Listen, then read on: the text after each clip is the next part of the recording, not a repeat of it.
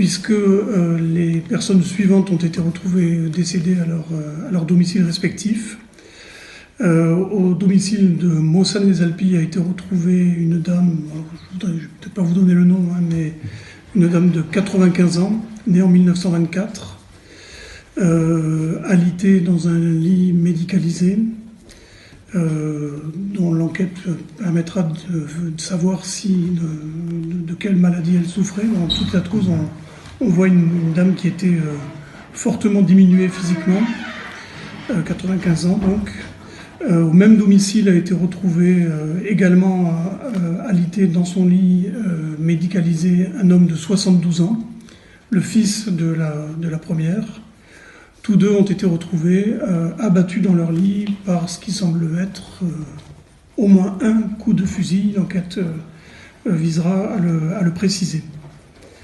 Dans un second temps, les services de gendarmerie, le général commandant le groupement vous dira quelques mots dans les minutes qui viennent, se sont rendus au domicile de l'auteur présumé des faits. Un témoin semblait indiquer que l'auteur pouvait être l'homme qui a été retrouvé à son domicile. Donc un homme de 78 ans, né en 1940, qui effectivement à son domicile a été retrouvé après avoir tenté de se suicider au moyen d'un fusil de chasse.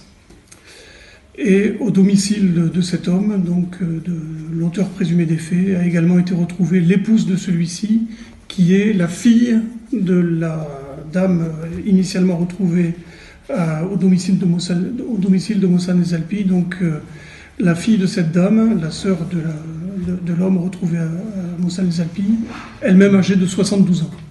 Voilà, donc on a... Décédée elle aussi elle aussi décédée dans les mêmes circonstances, dans sa chambre, dans un lit hospitalisé, et elle-même vraisemblablement affaiblie par la maladie.